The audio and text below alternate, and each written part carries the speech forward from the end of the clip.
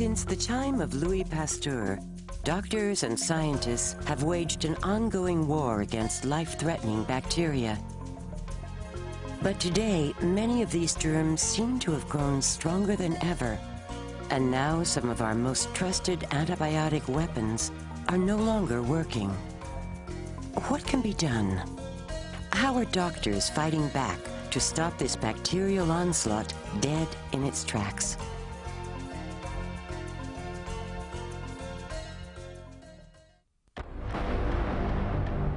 It was a parent's worst nightmare, a child falling ill with no warning and for no apparent reason. We went from a little boy playing on the floor, eating French fries, to deathly ill in less than 12 hours. He had had a temperature the night before. It was 104.2, and I called the doctor in the morning and I took him in, and he said, "Looks like the flu, take him home." And that afternoon, I woke him from his nap to give him an ice pop. And when I woke him, he just hung in my arms. And I called them back and said, "How long is he going to look like this?" He said, "Well, bring him back in." They took one look at him in the office and said, "I think he has meningitis." In a matter of hours, he markedly deteriorated and then started having seizures, telling us that he had an injury to his brain, and in this case it was from the meningitis. 2-year-old Dalton Canterbury had spinal meningitis caused by the pneumococcus bacterium, the most common source of ear infections and meningitis in young people. His only hope of survival? A course of antibiotics strong enough to kill the bugs that were killing him. He ended up needing to be put on a breathing machine because he was on some very potent medications to control his seizures. And I think at that point when I saw him, I said to the doctor, "Do you mean he could die?" And he said, "This is very serious." Late that night, the doctors had bad news. The antibiotics they were using to treat the strain of pneumococcus infecting the fluid around Dalton's brain were not working.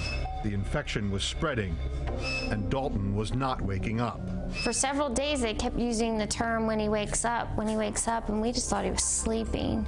Until at one point, the doctor had said to us, he used the word coma, and I was really floored then. I didn't realize that he was in a coma. Dalton showed no signs of emerging from the coma, so Dr. Bernadette Albanese, a pediatric infectious disease specialist, was called in.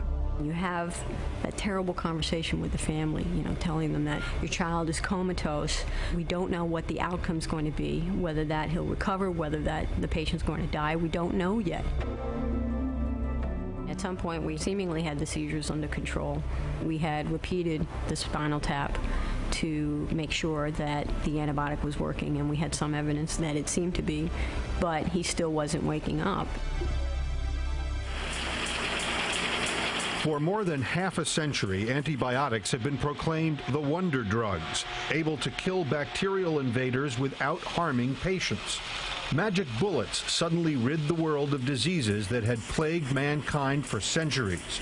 Now, experts tell us antibiotics are just not working like they used to. Dalton's case is quickly becoming one of many. Maureen Baker, a 39-year-old mother of 4, was admitted to the hospital for a breast cancer operation. I was in the hospital for about 8 days the first time. I had a fever, so they didn't send me home. They were giving me some sort of antibiotics, and they sent me home. I was home for 2 days, and I broke out in a rash from head to toe and a high fever, so I came back in. Maureen had contracted toxic shock syndrome, an infection caused by the Staph aureus microbe, which can rapidly worsen into severe, untreatable shock. Patients commonly acquire staph infections in the last place anyone would expect, the operating room. We can find it on inanimate surfaces. You touch a surface where you have this resistant organism, and then you can transmit it to a patient if you don't wash your hands in between. Staph infections in hospitals are nothing new, but now the heavy use of antibiotics in hospitals has allowed these infections to mutate into resistant strains. Dr. Trish Pearl tracks outbreaks of hospital-acquired infections. Even though there are outbreaks that are related to contaminated hands of surgical personnel, most surgical site infections are thought to result from the patient's own flora. So it's actually the patient's organisms. No matter how hard hospitals try to remain germ-free, resistant strains are on the rise, making these infections tougher to treat. It is said one patient dies of a hospital-acquired infection every 6 minutes. Maureen learned that, like Dalton, the 2 antibiotics she was taking were not killing the bugs. Her 102-degree fever was not going down. My heart sort of fell into my feet, and I just hoped that it would be over soon, and it just keeps springing back up again. For both Maureen and Dalton, there is one remaining chance to beat their infections, an expensive and potentially toxic antibiotic called vancomycin. For more than 30 years, doctors used vancomycin when everything else failed. But now, even the antibiotic of last resort is in trouble. In the late 1980s, we began to see vancomycin resistance emerge. We have a serious bacterial infection that in some patients is totally untreatable, and we might as well be back in the 1920s. Fortunately for Maureen Baker, the vancomycin was working. After a 4-week treatment, she began to feel better. Maureen looked forward to going home, but the experience has left her bitter. Well, you come to the hospital to get well, not to get sick.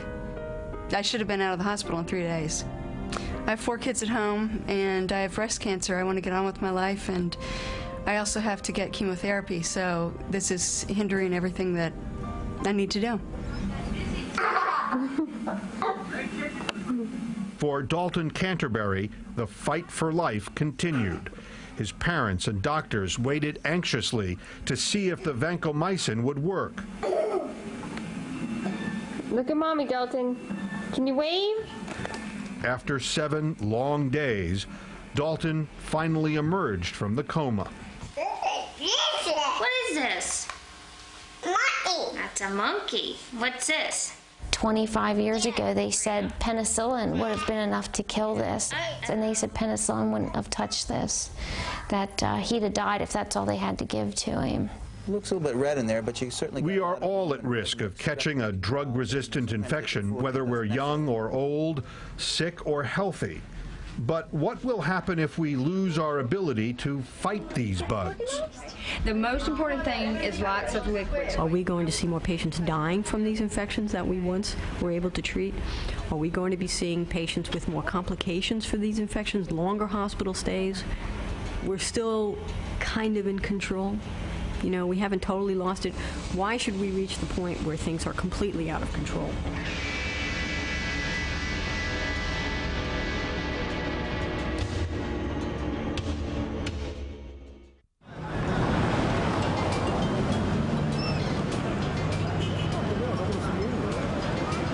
Germs are everywhere.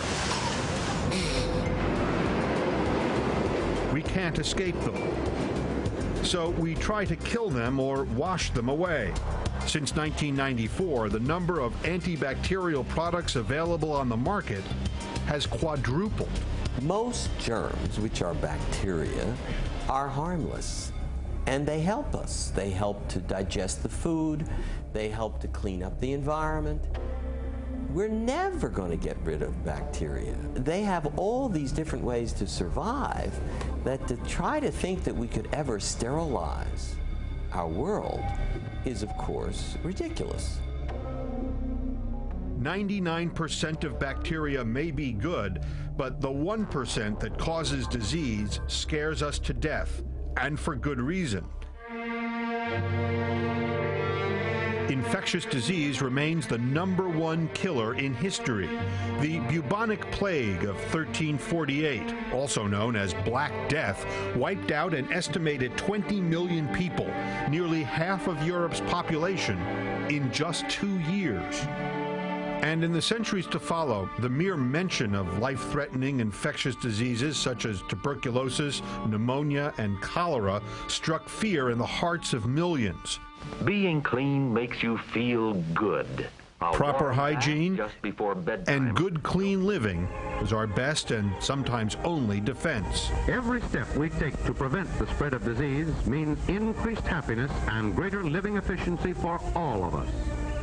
But disease-causing bacteria continued to endanger the lives of children and adults alike until a cure was finally discovered by accident.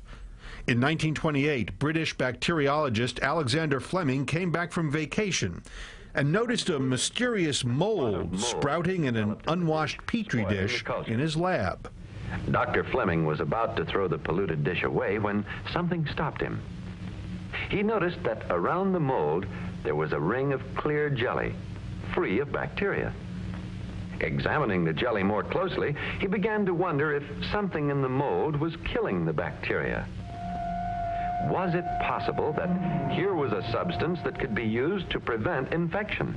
Fleming noticed that the penicillium mold was secreting an antibacterial chemical substance, and he named it penicillin. America is continually increasing its output of penicillin, the new drug that effects almost miraculous cures. The miracle drug was born, one of the greatest medical breakthroughs of the 20th century. Tons of mold like that you've seen on spoiled foods are processed by rapid fermentation. Although Fleming discovered penicillin, he soon lost interest after finding it was difficult to produce in quantity. Others took up his research and figured out a way to mass produce the drug. It could not have come at a better time. World War II.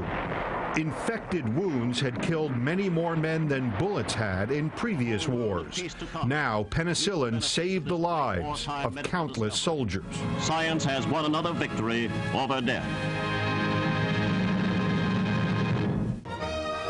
The power of penicillin soon spread beyond the battlefield and into the hospital, curing age-old scourges like strep throat and meningitis. Gonorrhea and syphilis could be treated with just a simple injection. It seemed there was nothing penicillin could not cure. For this type of blood poisoning, penicillin is a sure weapon. You won't need to worry. We'll have her out of here in a week. Thank you, doctor. When penicillin was first discovered, it was truly miraculous. And what it created was a myth that drugs of this sort, the so-called antibiotics, will do miracles. It wasn't clear to the public and even to some scientists that antibiotics could only deal with bacteria. What was also not realized was that there were bacteria out there that had already learned to resist, that is, to become insensitive to these antibiotics. When an antibiotic attacks a group of bacteria, most of the susceptible and harmless bugs die, leaving resistant ones behind. These resistant bugs easily multiply, taking over and becoming the predominant germ, no longer susceptible to antibiotics. As early as 1945, Alexander Fleming cautioned that bacteria were developing resistance to the antibiotic he discovered, penicillin. But the euphoria created by this miracle cure overshadowed the danger that continued to grow. Dr. Stuart Levy of Tufts University has studied this problem of antibiotic resistance for more than 20 years. Fantastic. We have been overusing and misusing these products so that bacteria have learned to resist them. And we've totally changed the kinds of bacteria living in particular environments.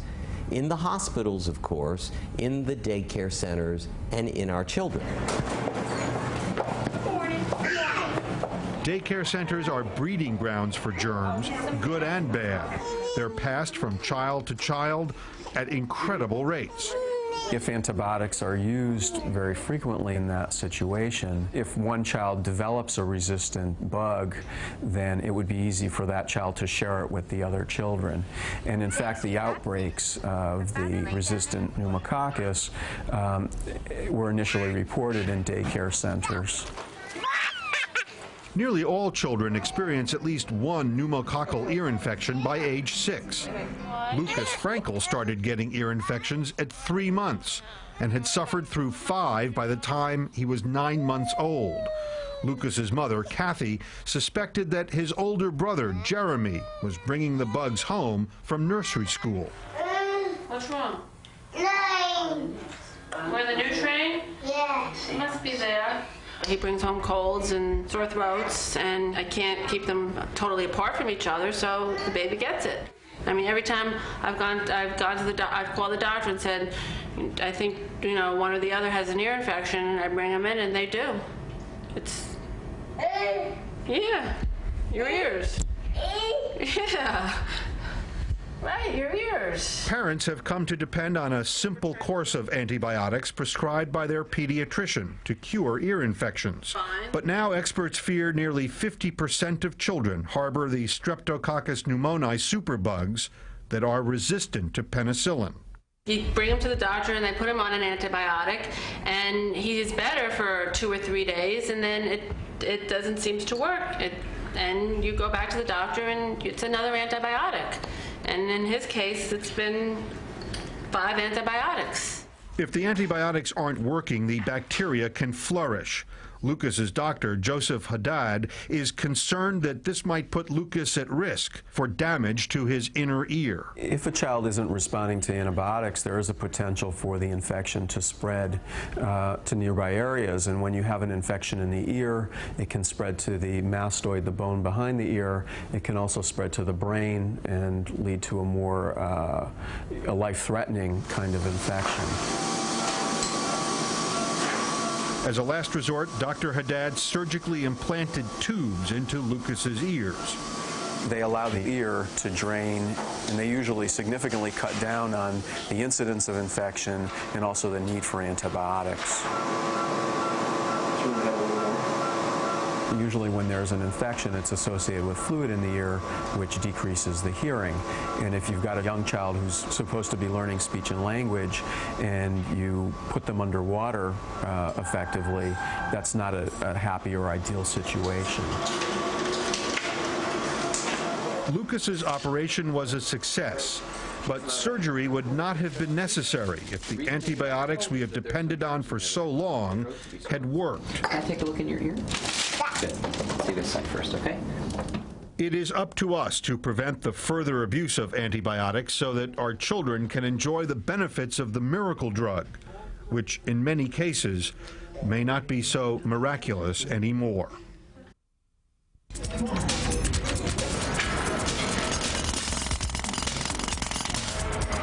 Modern life can be hectic. At work, at home, at play. Even our leisure time can be exhausting. Very often, this fast pace leaves us feeling run down. But these days, no one has time to be sick. In our quest for a quick fix, a cure-all, we have all turned to antibiotics at one time or another. Good. Okay.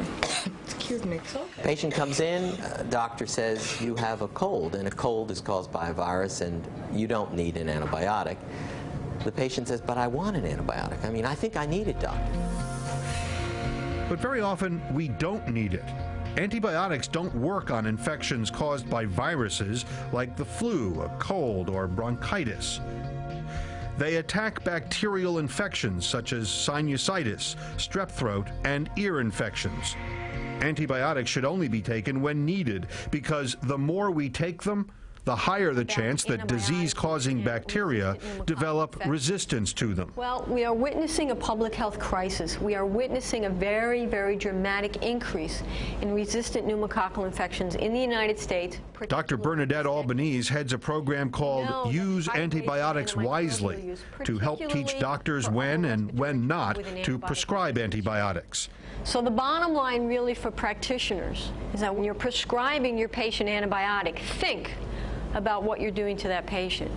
If the antibiotic is for a good, proven indication, fine. The Centers for Disease Control estimates that 1/3 of the 150 million antibiotic prescriptions written each year are unnecessary. Now, clearly, physicians know that antibiotics don't work for viral illnesses, but, you know, doctor's short on time, patients may have some expectations or putting pressure, and boom, what happens? The doctor gives them the antibiotic anyway. Yeah. And are you still finishing on the erythromycin, or did that? No, I have another day to go. Another day. And when you do need antibiotics, it's important to take the full prescribed course, because if all the bacteria are not killed, they may become resistant, and then antibiotics are useless.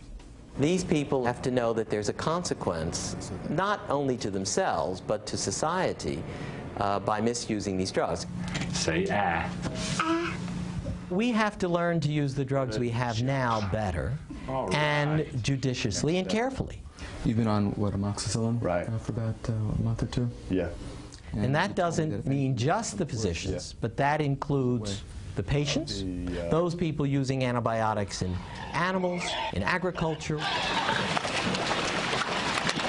Of the 50 million pounds of antibiotics produced in the United States each year, 20 million are used for farm animals and are available without a prescription. Penicillin, tetracycline, and other common antibiotics that are used in human medicine have been given to livestock in their food and water since the 1950s to make them grow faster, fatter, and healthier. Here, a flock of chickens is getting antibiotics in their food. A spoonful of antibiotic powder in a ton of food will increase the growth of chickens by 10%.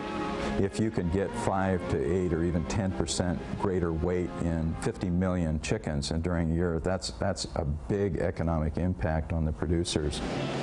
Americans have grown accustomed to plump and inexpensive chicken. But many meat products harbor bacteria like Salmonella and Campylobacter that make us sick.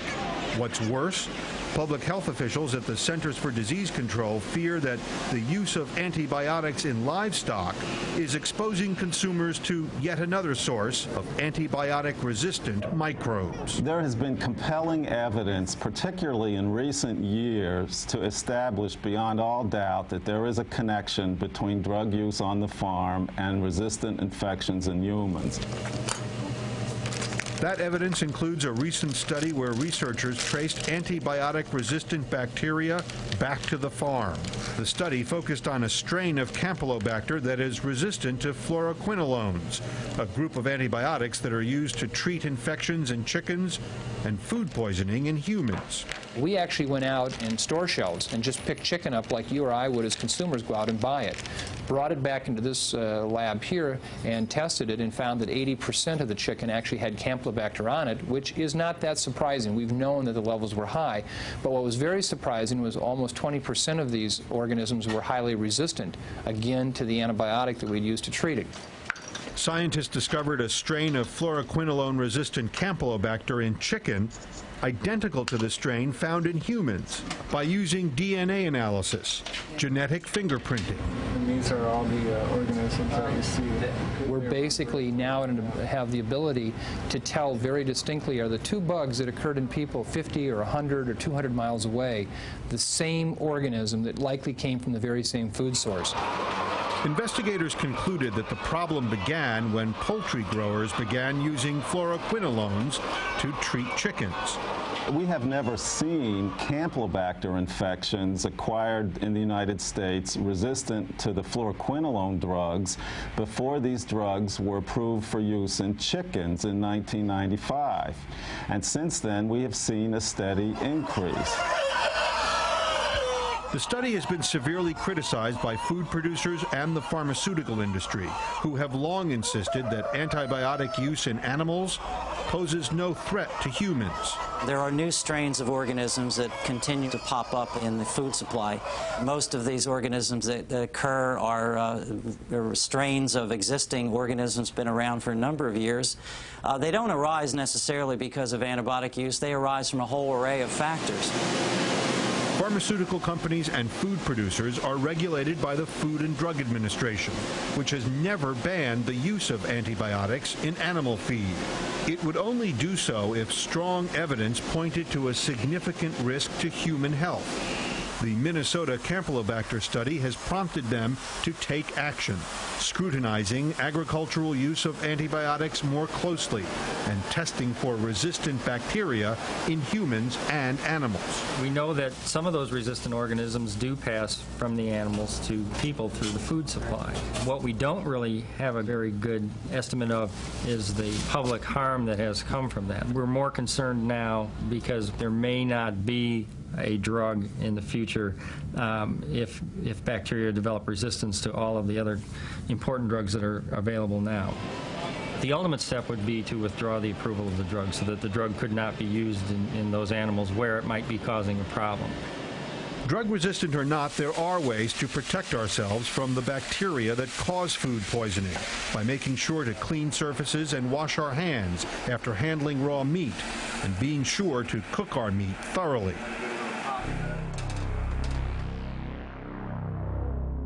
Whether resistant bacteria are born of antibiotic misuse in agriculture or human medicine, that is only the root of the problem. Because in a global community, it's not just where disease comes from, but where we take it.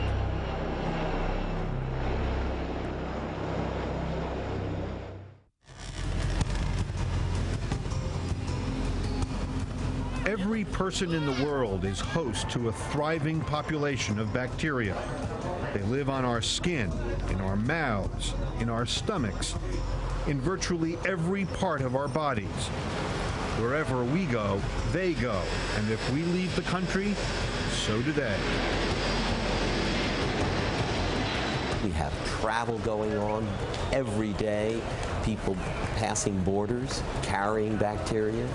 So I think all of this has changed the way we move bacteria around, and at the same time, we've done nothing about it. We haven't even thought about it for years. No one really thought about the outside world of bacteria. Today, the world is a small place. You can take a plane and be at the other end of the globe in very little time. We have now to think of truly a global village. Diseases are no longer far away. They're only one airline flight. They're only a few hours away. For the past 10 years, the world has been seeing a reemergence of bubonic plague, cholera, and typhoid fever, long thought to be eradicated by antibiotics. Infectious diseases now cause 1/3 of the world's 50 million plus deaths each year. Chief among these is tuberculosis, the largest infectious killer in the world. 30 million people. That's the number of deaths that we'll have in the next 10 years unless we have very effective measures against TB. Are our defenses in place? Are we guarding ourselves? Not enough. In 1992, New York City became the center of an outbreak of tuberculosis in the United States. What's more, a new drug-resistant strain was spreading. Antibiotics that cured tuberculosis decades ago were not working, and anyone who breathed was at risk for catching the disease. You can come in contact with TB, be infected with TB, and hold it off for many years. If your immunity is bad, it will develop more quickly. In an effort to stop the epidemic, the New York City Department of Health set up a program to ensure that TB patients finish their full course of antibiotics. Healthcare worker Pierre Michel is out on the streets every day, making sure TB patients take their pills. Some of our patients, once they start taking the meds, they start feeling better, and they decided, I don't want to take it anymore, and we educate them as far as we can about, drug-resistant TB and everything. We try to work with them as much as we can. Hey, how you doing? How you doing? Okay, you good? Fine. You take the meds? Yeah. The program has been successful because healthcare workers like Pierre are committed to making sure that patients comply with the rigorous treatment. In most cases, patients are required to take 2 to 4 antibiotics every day for 6 to 9 months. TB drugs can cost up to $300, $400 a month. We provide it for free for them. We give it to them, and we even take them to the clinics if we have to. We sort of like we're a buddy, a friend, you know, a family member. We're everything they might want us to be. And today I'm going over to work out something with Linda as far as, you know, getting you the apartment. Since the program was first started in 1992, the number of new cases of tuberculosis has dropped more than 59%, and the number of resistant cases has dropped 92%. I'll see you tomorrow. Okay, you have a nice day now. Take care. This is Mycobacteria tuberculosis. Basic tuberculosis is curable if treated early enough and with a number of antibiotics. Drug-resistant TB is another story. In 1993, La Quinta High School in California was struck with the largest outbreak of drug-resistant tuberculosis ever in an American high school, when student after student tested positive for TB. So your mom's coming this weekend. Did you get her something for Mother's Day? Of course I did. All right. Debbie French was one of 16 students to develop an active case of TB and was put on a standard treatment course of first-line antibiotics. You're tolerating your medication. You have that new line now to deliver the drugs. That's probably not at the top of your hit parade, but is that working okay? Yeah, it's working fine. Good. I thought things were going great. I mean, antibiotics are supposed to work, right? At least that's what they always tell you. So I guess I thought that it would be okay and that I'd get over this. It just might take a little while. But Debbie didn't get over it. After taking antibiotics for 9 months, for reasons unknown, the TB in her lungs had mutated into a nasty strain resistant to the most powerful drugs available. I came home from the doctor and I just went in my room and I sat there and cried. My dad came in and goes, "Why are you crying?" I said, "Why can't I ever be healthy? Why can't I fight this thing?" I mean, I was a senior in high school and it was 6 days until my birthday and I was going to be 18 and I was supposed to be happy about that. Instead, I spent my 18th birthday in a hospital. I missed almost, half of my senior year. Debbie's doctor, Michael Eisman, a leading expert on tuberculosis, recommended surgery to remove half of her right lung, a drastic measure long considered obsolete. When you're feeling better and recovering, got some family here. I have season tickets to the Rockies baseball. Without surgery, she would have about a 50% chance of being cured medically. If she were not cured medically, the disease might go on and damage other parts of her lungs, eventually taking her life, as tuberculosis did 50 years ago when it was known as the White Plague.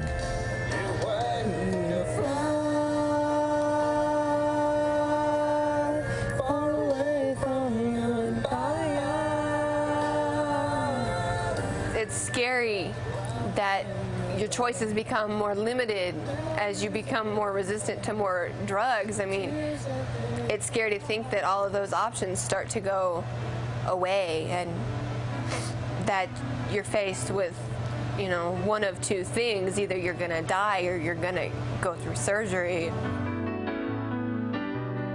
Debbie chose to go through with the surgery and 2 years of antibiotic therapy to remove any remaining pockets of TB. She returned to La Quinta High School to complete her senior year and graduated in 1995. And 5 years after her surgery, she's happy and healthy.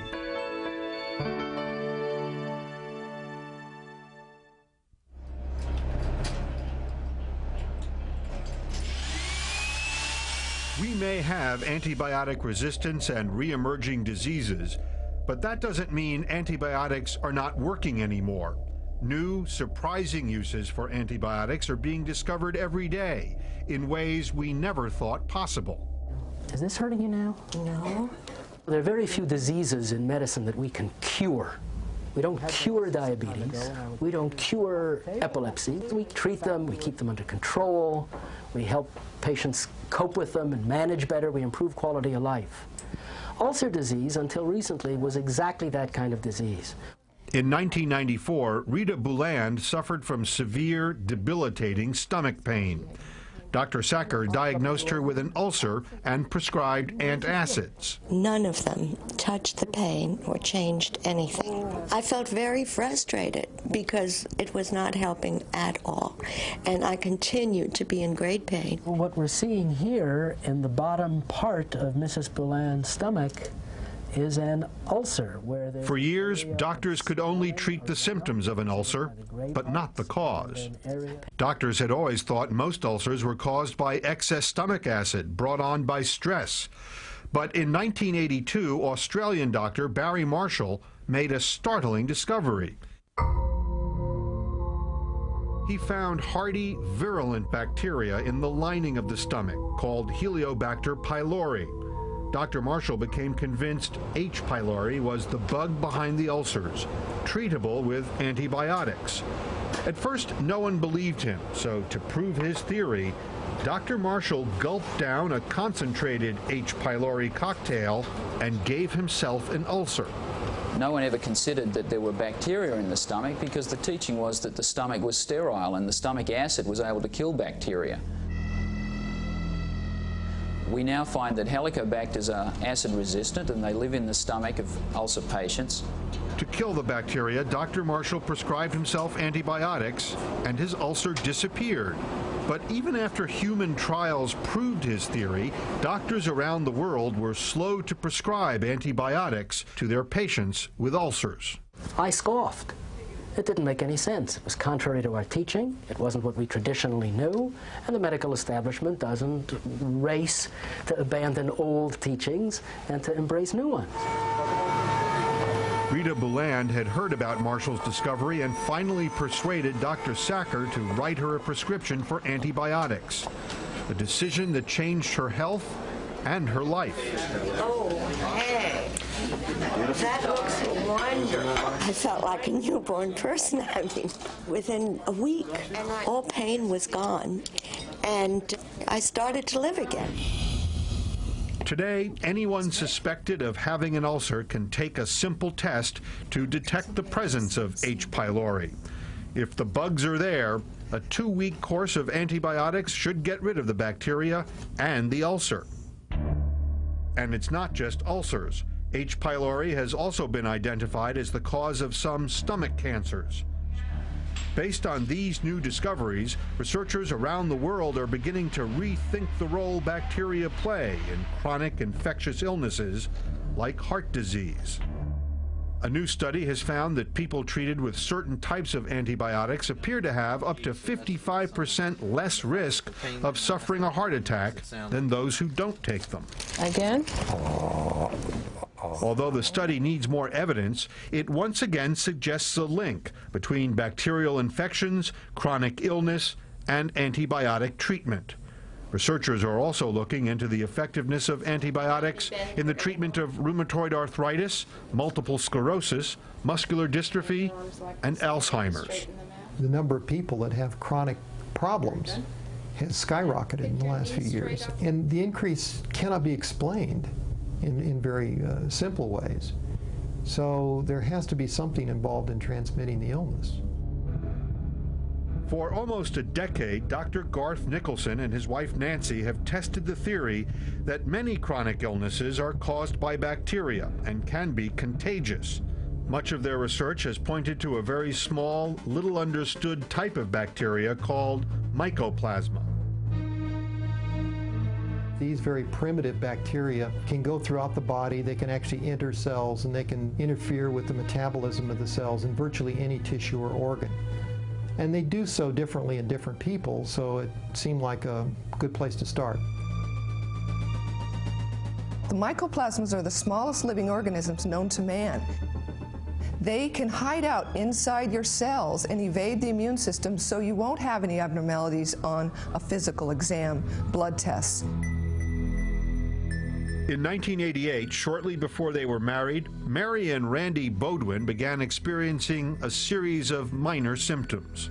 It felt like I came down with the flu, and about 8 days later, you got sick as well, and then it never went away, but it progressed into being actually worse to the point where about 6 months into it, I thought I was going to die. Doctors diagnosed Mary with chronic fatigue syndrome, Randy with fibromyalgia, two little-known diseases affecting everything from the muscles to the brain. For me, the worst part was what it did to my thinking abilities, not being able to remember and read and not being able to even add or subtract simple numbers. And of course, the weakness and the pain was overwhelming, but somehow I felt that all of those symptoms that I felt in my body, I could almost deal with, as long as I still had my brain. But I kind of lost all of it. Prior to the onset of the disease, Mary and Randy led active lives, including a passion for ballroom dancing. But as Mary's condition deteriorated, the couple questioned whether having children was a good idea. The doctors told me, you can't make your kids sick. Go ahead and you can start a family if you want. All three of our kids were born with this disease, and they had similar symptoms that developed as the years progressed. By the time my middle child was 3 years old, she was saying, "Mommy, I'm going to die." They are contagious. The biological agents are contagious. Now, these chronic infections are really insidious because they're so slow. By the time that you detect that you're sick and you have signs and symptoms, you may have already passed the infection to somebody else. After 10 years of steady decline and desperation, Mary Beaudoin came across Dr. Nicholson's research. With renewed hope, she had Nicholson test her entire family for mycoplasmas. I had the blood test done and tested positive for Mycoplasma fermentans, penetrans, and pneumoniae, 3 different mycoplasmas, and Randy as well. The children also then were tested, and they're positive for mycoplasmas. It was the answer they had been searching for, and after nearly a decade of unanswered questions, frustration, and suffering, the cure turned out to be relatively simple: antibiotics. You can do it! Go to the next one! After a long-term antibiotic treatment, the Beaudoins got rid of the mycoplasmas and recovered their health. You're almost there! Keep going! Come on! The treatment with the antibiotic and the slow recovery from the condition really confirmed the fact that these were causing the problem, or a similar type of infection really caused the problem. Without the antibiotics, we would still be sick. Dr. Nicholson saved our family's lives. He gave us our lives back, and the most important thing to me was getting my children well. There was once a time when we thought our antibiotic arsenal would keep us healthy forever. We became so overconfident that the pharmaceutical industry stopped developing new antibiotics in the 1980s. Now, time is against us.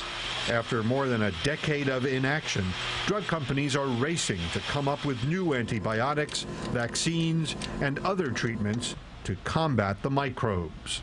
You know, you almost have to be in a crisis before some companies react. And that's what we're doing now. We're reacting to the fact that we have been economically sound, but we have been scientifically stupid.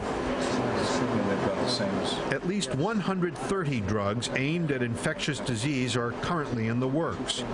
Dr. Ronald Jones of the University of Iowa is working with one pharmaceutical company, Pharmacia and Upjohn, to test the effectiveness of a new genetically engineered antibiotic called Zyvox. Zyvox is part of the first new class of antibiotics to come out in more than 30 years. What effect do you see on the... Bacteria have never been confronted with an antibiotic like Zyvox. We have surveyed large collections of bacterial isolates, several thousand, and without exception, every one of those bacteria have been susceptible to Zyvox. We've got to come up with some new antibiotics, and we sure better use them wisely so we don't lose them quickly. This is not something that's going to go away. We're always going to have to be ahead of the game. And I think that now we've got to take stock of how we can turn this around and begin to win and get back to the situation we were when penicillin was first discovered. It looks good. Very good. You think perhaps there's something there we ought to follow up? Perhaps. And perhaps, gentlemen, we've got a drug that will destroy infectious bacteria. Alexander Fleming's remarkable discovery continues to produce miracles. Americans can now expect to live nearly 30 years longer than they did in 1900, thanks in large part to antibiotics. But after years of antibiotic abuse and misuse, we have given bacteria the upper hand. As microbes adapt, it's vital that we too adapt, to stay ahead of them for the sake of our own survival. Survival in a world where we are outnumbered billions to one.